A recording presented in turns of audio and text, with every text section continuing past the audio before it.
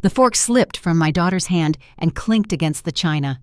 That sound cut through the room faster than any scream could have. I looked up just in time to see my brother's mouth twist into that familiar grin, the one he used right before he enjoyed himself. He leaned forward, grabbed something from his own plate, and flicked it across the table. It landed right in front of Emily. A gnawed bone, stripped bare, wet, shiny, under the dining room lights. He didn't raise his voice. He didn't need to. "Don't waste it," he said. "Be grateful you're even sitting here." That was the moment the night stopped being a family dinner and turned into something else entirely. If you've ever had family treat you like you don't matter, if you've ever watched someone cross a line and realized no one was going to stop them, go ahead and hit like, subscribe. You're not alone here. Because some stories don't start with violence, they start with silence and what people allow. The house smelled like roast chicken and lemon cleaner. The dishwasher hummed in the background, steady and loud, like it was trying to drown something out. My parents' dining room looked the same as it always had: cream walls, framed family photos, the chandelier buzzing faintly overhead. Emily sat stiff in her chair, shoulders tight, hands folded in her lap like she was trying to make herself smaller. She was 9 years old. Too old not to understand humiliation. Too young to deserve it. Her eyes flicked from the bone to me. Not crying. Not yet. That hurt more. Kyle leaned back satisfied. He took a sip of wine and smirked like he'd just told a joke everyone else was too slow to get. My mother laughed. It wasn't loud. It was worse than that. A short little chuckle, polite, dismissive. The kind people use when they want to pretend something didn't just happen. "Oh, Kyle," she said, "you're terrible." My father shook his head, lips pressed tight like this was mildly embarrassing for him, not cruel. "Don't be so sensitive," he added, already looking away. Sensitive. That word landed harder than the bone. I felt my fingers curl around the edge of the table. My sleeve tightened at the elbow as my arm tensed. I could hear my own breathing, shallow and controlled, like I was holding something feral behind my ribs. Emily stared down at her plate. Her face had gone still. That frightened me more than tears would have. She whispered, "Mom." Just that. One word. And something inside me cracked. Not loudly, not all at once. That was the second something in me snapped. Kyle noticed my silence and mistook it for permission. He leaned forward again, elbows on the table. "Relax," he said. "It's just a joke. Kids need to toughen up." I looked at him. Really looked. 32 years old. Still living like the world owed him. Still comfortable hurting people who couldn't fight back. "Apologize," I said. My voice didn't shake. That surprised him. He laughed again. "For what? She's not exactly—" He glanced at my parents. "Well, you know." My mother cut in quickly. "Rachel, don't start. It's a holiday. Don't start." As if I were the one who had thrown the bone. Emily's lip trembled. She swallowed hard, eyes glossy now. Her fingers dug into her napkin, twisting it tighter and tighter until it tore. I stood up. The chair legs scraped against the floor, sharp and loud. The dishwasher clicked as it shifted cycles. No one moved to stop me. I picked up Emily's plate. Carefully. I didn't look at the bone again. I set the plate down in the kitchen sink, turned on the faucet, and let the water run until it washed everything away. When I came back, the table had gone quiet. Too quiet. Kyle rolled his eyes. "Wow," he said. "Dramatic." I reached for Emily's hand. Her palm was cold. She squeezed back like she was afraid I might disappear. "We're leaving," I said. My mother's face hardened. "Rachel, don't do this. Do what make a scene." I looked around the table, at the empty glasses, the untouched food, the family photos lining the walls, smiling faces, cropped memories. This, I said softly, was the scene. My father finally looked at me then. His voice dropped, stern, practiced. "You're overreacting." Kyle didn't mean anything by it. Kyle smirked. "Yeah. Lighten up." I bent down to Emily's level. "Get your coat," I said. She didn't hesitate. That told me everything. As we walked toward the door, my mother called after us. "You're being unreasonable." Kyle added. Guess some people just can't take a joke. I paused with my hand on the doorknob. I didn't raise my voice. I didn't turn around. Everyone I said gets what they earn. The door closed behind us with a dull, final thud. Outside, the air was cold and sharp. Snow crunched under our shoes. Emily climbed into the car without a word, staring straight ahead as I started the engine. I didn't ask if she was okay. I already knew. As I pulled away from the house, I caught a glimpse of the dining room through the window. Kyle was laughing again. My parents had already gone back to eating, like nothing had happened. That was when I understood something clearly for the first time. They hadn't crossed a line tonight. They'd been standing on it for years. And I had just stepped off. Margaret's house sat at the end of a narrow street, the kind most people drove past without noticing. One story, faded blue paint, a porch light that flickered before settling into a tired glow. It was the first place my hands turned the wheel toward without me thinking. Emily fell asleep 10 minutes into the drive, her forehead pressed to the cold glass. I didn't wake her when I parked. I just sat there for a second, engine-ticking breath fogging the windshield. The silence felt earned. Heavy, necessary. Margaret opened the door before I knocked. She always did, like she'd been waiting. She didn't ask questions. She didn't look surprised. She just stepped aside and said, "Come in." Her house smelled like chamomile and old books. The heat hummed softly. No TV, no music, just quiet that didn't demand anything from you. Emily curled up on the couch under a knitted blanket Margaret had made years ago. Within minutes, her breathing evened out again. Margaret poured tea, set 2 mugs on the small kitchen table, sat across from me without a word. I stared at the steam rising from my cup. My hands shook slightly when I wrapped them around the ceramic. "I didn't protect her," I said finally. Margaret's eyes didn't leave my face. "You took her out of that house," she said. "That counts." I shook my head. "Not fast enough." The silence stretched. She let it. I told her everything.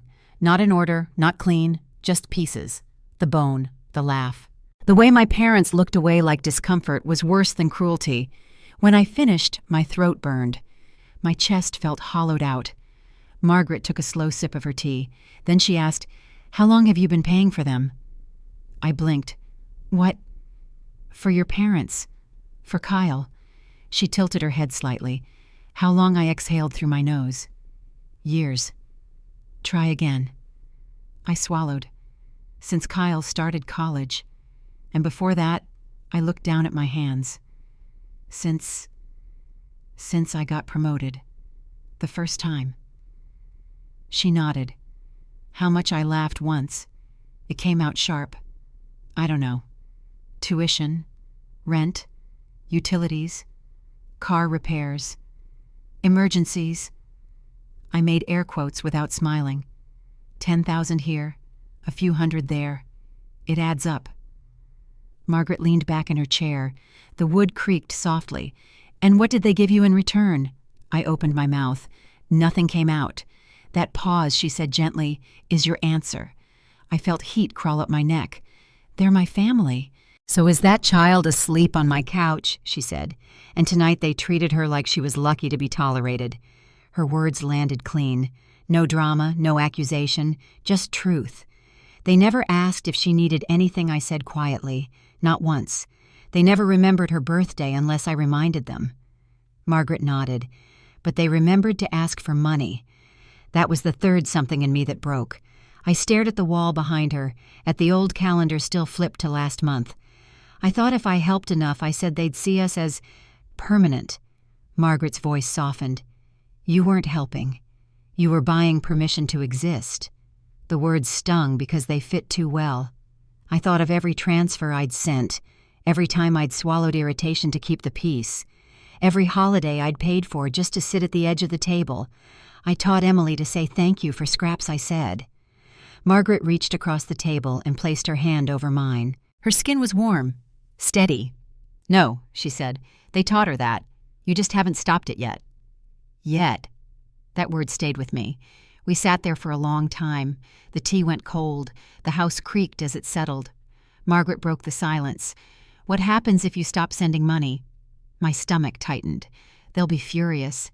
And then They'll guilt me, shame me, tell everyone I've abandoned them. And then I thought about it, really thought. They'll still be the same people I said, just louder. Margaret nodded. And what happens if you don't stop? I pictured Emily's face at the table. The bone, the laugh.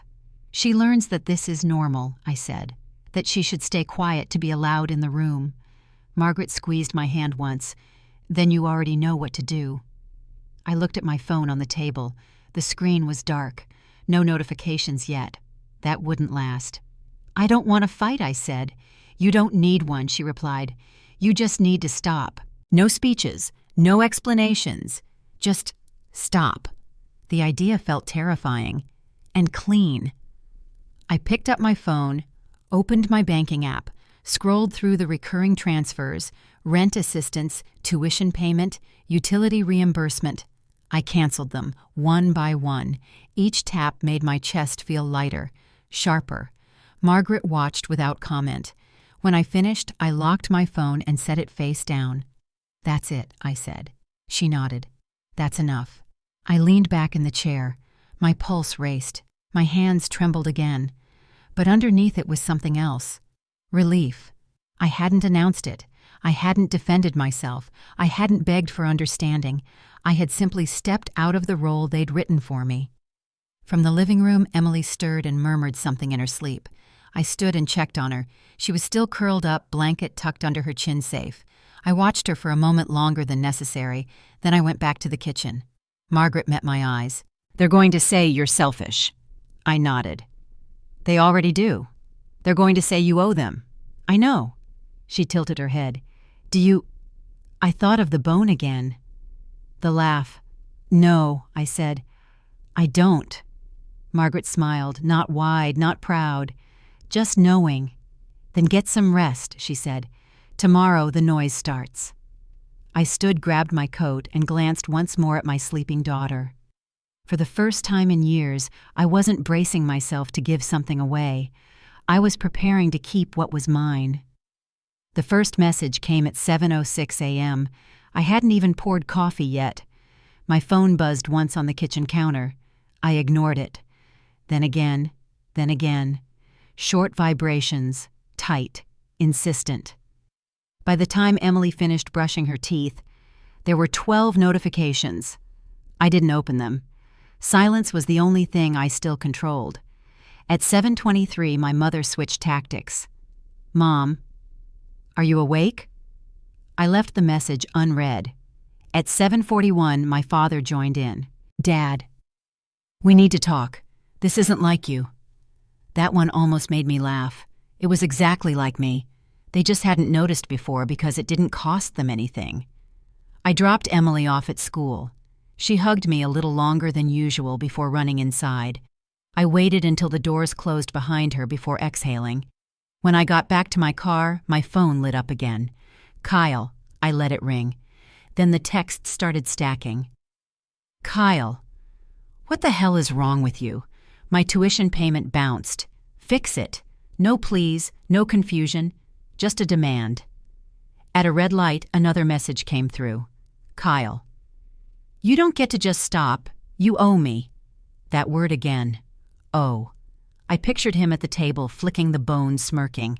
Entitlement always shows itself eventually. I set the phone face down and drove to work.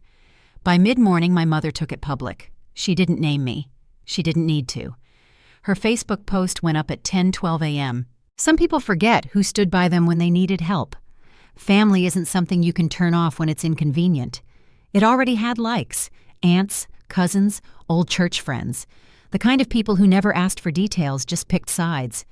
My coworker glanced at me from across the office, then looked away, then back again. The room felt smaller. At noon, Kyle called again. This time, I answered. What I said. You seriously think you can pull this? He snapped. No hello. No pause. I'm in the middle of the semester. That sounds stressful, I replied. There was a beat of silence. He hadn't expected calm. I need that money, he said. You've always paid it, not anymore. His voice sharpened. You don't just quit being my sister. I stared at the wall in my office. Gray, blank. You quit treating my daughter like family first." He scoffed. "Don't be dramatic. She's not—" "Finish that sentence," I said. He didn't. Instead, he went lower. "Mom and Dad are freaking out. You're embarrassing them." I thought of my mother laughing. "I'll survive," I said, and hung up. My hands shook afterward, not from fear, from adrenaline, from years of swallowed anger finally finding air. I thought that would be the worst of it. I was wrong. That afternoon, Laura closed my office door behind her. Laura never closed doors. She sat down slowly, folder in hand, expression tight. "Rachel," she said, "I need to ask you something." I leaned back in my chair. "Okay. Did you apply for a personal loan last year?" The question landed wrong. Too sharp. Too specific. "No," I said immediately. Laura nodded once like she'd expected that answer. She slid the folder across my desk. Inside were bank statements, account numbers, dates, and my name, my full legal name, my social security number. My stomach dropped. "There's a $10,000 loan," she said quietly. "It's in collections, late payments. It came up while I was reviewing a client file from the same lender." The data flagged overlap. I flipped through the pages. My hands were steady now. Cold. "I never signed this," I said. "I know," Laura replied. "The signature doesn't match yours, but the application info does." My mouth went dry. "Rachel," she said gently, "who has access to your personal documents?" I didn't answer right away, because I already knew. I saw my mother's filing cabinet in my mind, the one she never locked. Birth certificates, old tax forms, copies she said she kept just in case. The room felt like it tilted. Laura watched my face change. "Oh," she said softly. I nodded. "She wouldn't," I whispered. Then louder, like saying it twice might make it true. "She wouldn't." Laura didn't argue. She didn't comfort me with lies. She said, "You need to protect yourself, immediately." The betrayal hit harder than the bone, harder than the laughter. This wasn't cruelty. This was theft. This was my own mother deciding my identity was hers to use. I excused myself and locked the office door, sat alone with the folder spread across my desk, like evidence at a crime scene. Every payment date lined up with a rough month she'd mentioned. Every missed payment lined up with another request for money. I'd been paying twice, once willingly, once without knowing. My phone buzzed again. "Mom." I didn't answer. Then a text. "Mom, I don't know why you're punishing us like this." Punishing. I stared at the word until it blurred. I had two choices. I could pretend I hadn't seen the folder, convince the bank it was a misunderstanding, resume the transfers, teach Emily that love means swallowing injustice. Or I could stop, not dramatically, not loudly, legally. I called the bank. My voice was calm, even.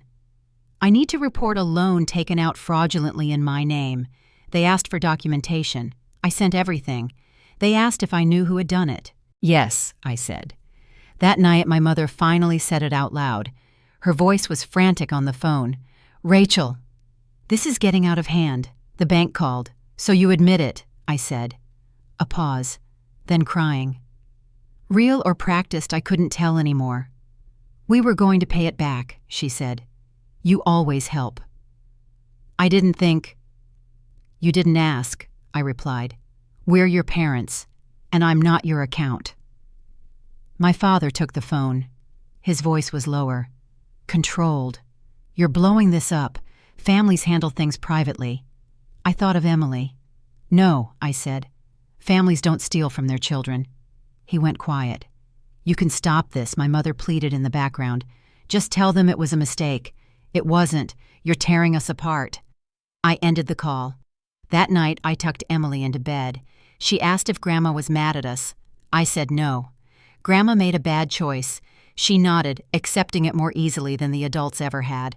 As I turned off the light, I realized something with brutal clarity. They hadn't been shocked by my silence. They were shocked I finally chose myself. And this time I wasn't backing down.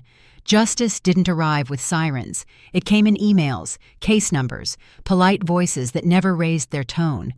I spent my lunch breaks scanning documents, old bank statements, email threads, screenshots of transfers I'd sent without question for years.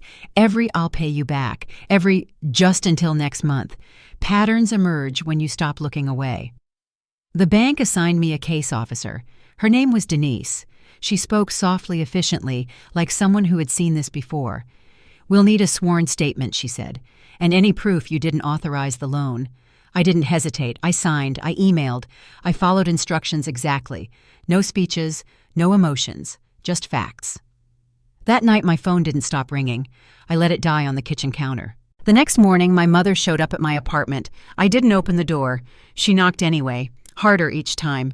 Her voice carried through the hallway. "Rachel, please." Emily stood behind me, clutching the edge of my sleeve. I crouched down and whispered, "Go to your room." She nodded and disappeared without a sound. I stayed where I was. "Rachel," my mother said again, her voice cracking, "we need to talk." Through the door, I said, "You already did." Silence. Then my father's voice replaced hers. Calm, reasonable, dangerous. "You're letting this go too far." I leaned my forehead against the doorframe. "I didn't take out the loan. We know," he said, "but you know how your mother gets." That sentence almost made me laugh. "I know how she steals," I replied. A pause, then softer. "This will ruin us." I closed my eyes. "My daughter doesn't need to grow up watching her mother beg for dignity," I said. "That matters more." They left 20 minutes later. No apology, no accountability, just fear. Within days, the community noticed. My mother stopped posting on Facebook, then deleted the last few vague statuses entirely. My aunt called to ask why my parents were selling their SUV. A neighbor mentioned a for sale sign going up in their yard. I didn't ask questions. I didn't celebrate. At work, Laura brought me updates quietly. "The bank froze the account," she said one afternoon. "They're moving forward." I nodded. "Thank you." She studied my face. "You okay?" I thought about it. The tightness in my chest had eased. The constant hum of dread was gone. "I'm steady," I said. That was the truth. The calls changed tone. My brother stopped yelling, started bargaining. "Just tell them it was a misunderstanding," Kyle said over voicemail. "We'll figure something out." My mother sent messages that swung wildly. 1 minute apologetic, the next accusatory. "Mom, I never meant to hurt you. You're punishing all of us for one mistake. One mistake." I didn't reply. My father tried a different approach. "Dad, family sticks together when things get hard." I typed back once. "Me. Family doesn't commit fraud." That ended it. Weeks passed. The bank did what banks do. Quietly, relentlessly. Legal notices arrived at my parents' house. Collections followed procedures. Consequences stacked up without emotion.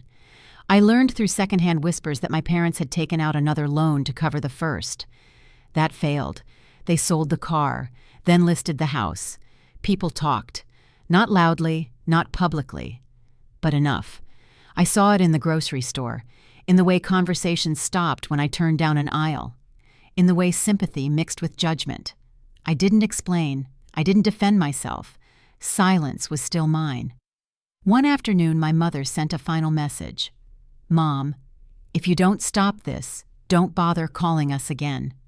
I stared at the screen. Then I blocked her. I blocked my father, my brother, anyone who thought blood excused harm. The quiet afterward wasn't empty, it was clean. That night, Emily sat at the kitchen table drawing. She hummed to herself soft and off-key. I watched her from across the room, a glass of water in my hand. "Mom," she asked suddenly. "Yes. Are we in trouble?" I walked over and knelt beside her. "No," she nodded. "Okay." That was it. No more questions. Children don't need explanations. They need safety. Later, alone in bed, I stared at the ceiling and let the weight of it all settle. I didn't feel victorious. I felt released. I had stopped trying to save people who were drowning by standing on my shoulders. Justice didn't make me stronger, Choosing not to bend did, and for the first time since I could remember, I slept without bracing for the next demand. The move happened on a Tuesday, no ceremony, no tears, just cardboard boxes, a rented truck, and a key that felt lighter than it should have. The new apartment sat 3 floors up, brick exterior, wide windows that let in real morning light. Not the filtered kind that always felt borrowed. This light was ours. It spilled across bare floors and didn't apologize for taking space. Emily ran from room to room the moment we stepped inside. "This one's mine," she said, opening a door and spinning once in the empty space. Her laugh echoed off the walls, unrestrained, loud, free. I hadn't heard that sound in months. Maybe longer. That night, after the boxes were stacked and the mattress lay on the floor, I sat on the balcony with my phone in my hand. One last sweep. My mother, blocked. My father, blocked. Kyle, blocked. No dramatic message, no final explanation, just silence where manipulation used to live. The quiet that followed didn't feel lonely. It felt intentional. Emily changed first. It was subtle at the beginning. She stopped flinching when the phone buzzed. She slept through the night. She started humming again while brushing her teeth, making up songs that didn't need an audience. Margaret signed her up for a weekend art class without asking me first. I thought she might like it, she said casual, like joy didn't need permission. Emily came home that first day with paint on her fingers and a grin too big for her face. She taped her drawing to the fridge and stood back proud. "Do you like it?" she asked. I swallowed. "I love it." She nodded, satisfied, and skipped away. That was when I realized how much weight she'd been carrying and how quickly children bloom when the air clears. Work shifted next. The promotion email came on a Friday afternoon. No fanfare, just a subject line that made me reread it twice to be sure. Regional Operations Lead. More responsibility, more pay, more trust. I sat at my desk long after the office emptied, staring at the screen. Not because I was overwhelmed, because for the first time nothing about it felt stolen from someone else's needs. This was mine. I called Margaret before anyone else. I knew it, she said, like she'd never doubted it for a second. That night we celebrated with takeout eaten straight from the containers on the living room floor. Emily insisted on sparkling juice. We toasted to new chapters. She didn't ask about Grandma anymore. Not because she forgot. Because she healed. My circle shrank and sharpened. Laura checked in often. Not with questions, with presence. Coffee left on my desk. A quiet smile when meetings got tense. Margaret came by on Sundays, sometimes with food, sometimes with nothing at all. We talked about books, weather, normal things that didn't come with strings. No one asked me for money. No one hinted. No one tested my boundaries to see if they were real. That was the difference. One evening as Emily painted at the kitchen table, she looked up suddenly and said, "Mom, yes, are we a real family?" The question landed softly, carefully. I walked over and knelt beside her. "Yes," she tilted her head. Even without Grandma and Grandpa, I didn't rush the answer, especially without people who hurt us, I said. She considered that, then smiled. Okay, that was enough. Some nights guilt tried to creep back in. It whispered old scripts. You could have handled it differently. You didn't have to go that far. I let the thoughts pass, because peace doesn't argue. One afternoon, I ran into my mother at the grocery store. She looked smaller, older. Her eyes flicked to Emily, then away. She didn't speak. Neither did I. We passed each other in the produce aisle like strangers who shared a language they no longer used. I didn't feel triumph. I felt closure. At home that night, I watched Emily dance in the living room, paint-stained socks sliding across the floor. Music played softly from my phone. Nothing fancy. Just enough. I leaned against the counter and let myself breathe. This was the life I'd been postponing, waiting to deserve, waiting for permission. I thought back to that dinner table, the bone, the laugh, the silence that followed. They thought breaking us would make us smaller. They were wrong. It stripped away everything that wasn't real. Family, I learned, isn't where you come from. It's where your child doesn't have to shrink. It's where love doesn't cost dignity. And it's where you finally stop explaining why you chose yourself.